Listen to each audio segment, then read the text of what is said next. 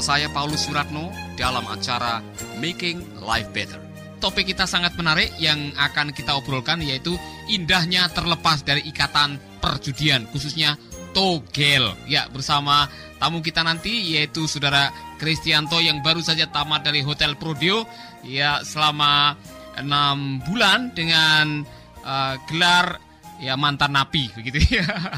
Nah, sebelum itu kita dimeriahkan oleh sebuah nyanyian istimewa yang akan dinyanyikan oleh anak-anak dari Panti Asuhan Mercy Indonesia. Wah, luar biasa semua gemuk-gemuk di sini ya. Saya bisa menggambarkan, mungkin sahabat pendengar di rumah membayangkan itu anak-anak ada berapa nih, 19 ya kira-kira. Ada yang sudah kelas 1 SMP, ada yang masih kelas 1 SD atau kelas 2 SD ya. Wajahnya ceria-ceria, ada yang rambutnya keriting, yang dari Timor Leste dulu ya kan.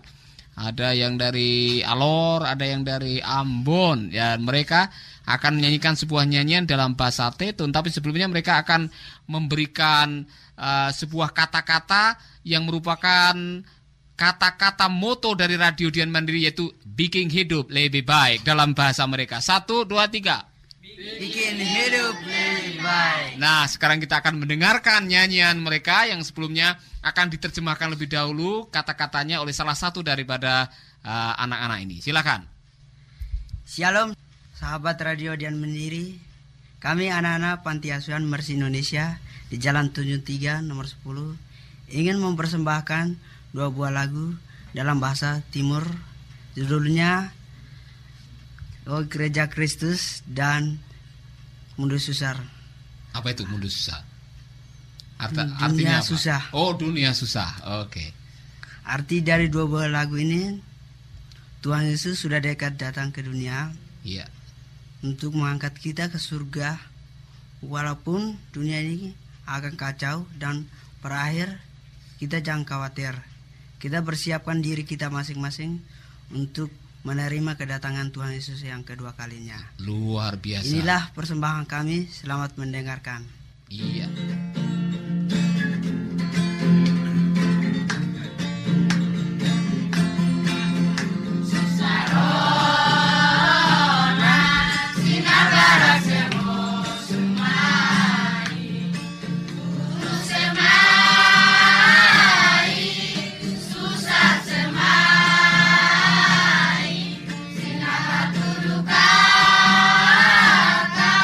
Yesus bersih firman-Mu.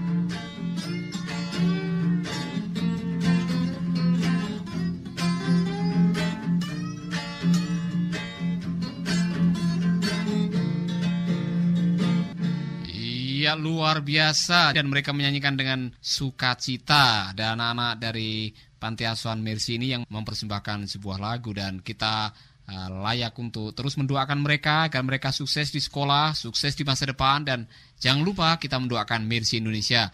Tuhan memberkati. Dan sebelum mereka akan meninggalkan ruangan ini, mereka akan sekali lagi mengucapkan motonya Radio Dian Mandiri. Apa bunyinya? Radio Dian Mandiri, bikin hidup lebih baik. Seperti yang sudah saya katakan tadi, di studio sudah ada tamu istimewa kita, yaitu Saudara Kristianto, umur 34 tahun, yang tahun ini bulan Juni yang lalu keluar dari kampus Kelabu atau Kampus Kelabu. Ya, Hotel Prodeo lah, penjara 4 bulan gara-gara togel, gara-gara judi. Selamat, Chris. Selamat, Pak Paulus. Saya senang sekali kamu bisa hadir di studio ini, dan saya yakin pendengar kita juga ingin mendengar pengalaman kamu, bagaimana kamu bisa terjebak di dalam ikatan perjudian, dan kemudian bagaimana kamu bisa sampai tertangkap dan keluar dan berjumpa dengan Tuhan. Tolong ceritakan sedikit latar belakang dari keluarga kamu, lahir dari mana, orang tua berasal dari mana, sedikit saja kisahnya kira-kira. Terima kasih atas kesempatan ini. Saya lahir di Jakarta bulan Juni 1972 dan mulai mengikuti perjudian togel kira-kira sudah hampir 6 tahun yang lalu lah. Jadi sebelum itu tidak pernah mengenal togel ya? Tidak, ya. Sebelum itu. Dan selama 6 tahun itu sekarang saya sudah menjadi profesi pencarian.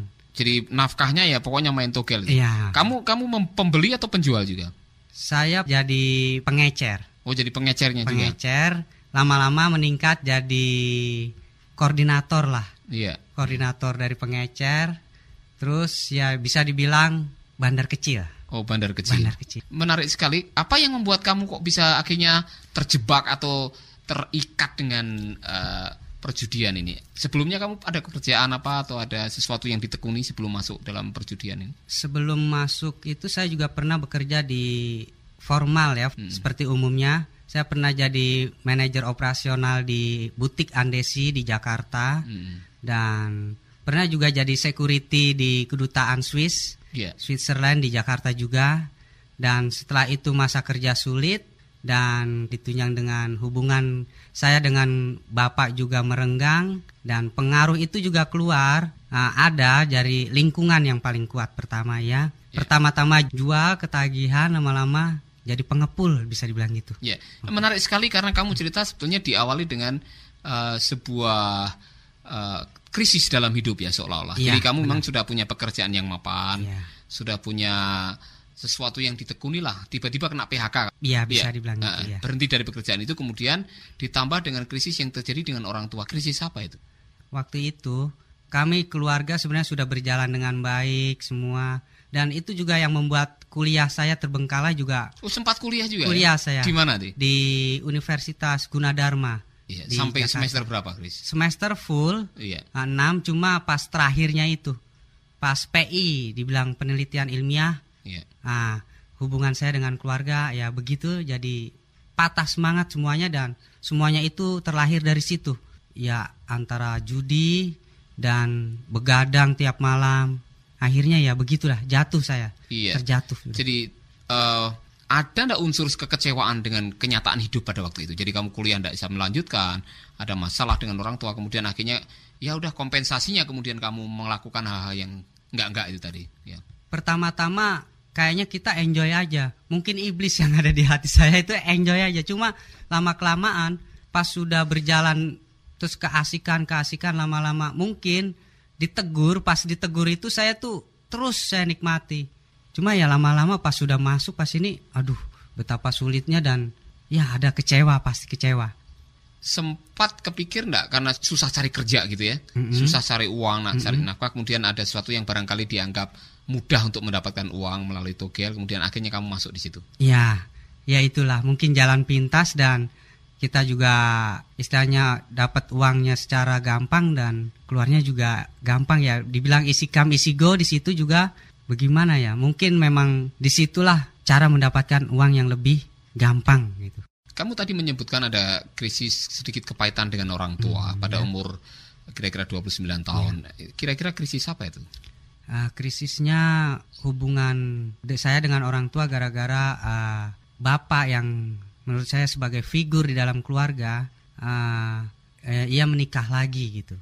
Menikah lagi dengan... Kenapa dia menikah lagi? Apakah karena memang ibu sudah tidak bisa lagi istilahnya melayani bapak kamu sebagai seorang istri, atau apa ada alasan-alasan yang lain kenapa? Alasan yang lain saya kira bapak itu sudah kayaknya jenuh di dalam rumah.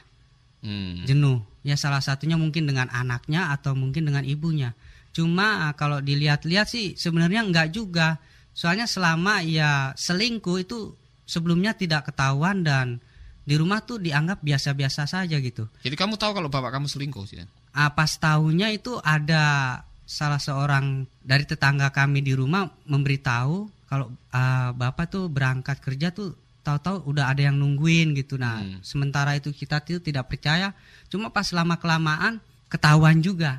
Yeah. Nah, mulai dari situlah krisis dan kepahitan yang saya alami. Bukan saya aja, dari kakak saya dan adik-adik saya juga kena imbasnya masalah krisis keluarga itu. Dan saya juga mengalami kepahitan itu juga kira-kira, berat bagi saya. Jadi itu seperti ada semacam luka batin yang kamu alami melihat kenyataan itu yang ikut menyumbang keputusan kamu untuk akhirnya terjun dalam dunia perjudian itu. Iya, salah satunya. Untuk penjelasan selanjutnya, jangan lupa dengarkanlah acara Making Life Better. Sahabat, Anda baru saja mendengarkan program Making Life Better. Hubungi kami di 0811 3901 144 atau 0811 3901 140. Mari dukung pelayanan Making Life Better melalui rekening BCA 66 900 30525. Sekali lagi, 66 900 30525. Atas nama Paulus Wiratno. Terima kasih, Tuhan Yesus memberkati. Making life better, bikin hidup lebih baik.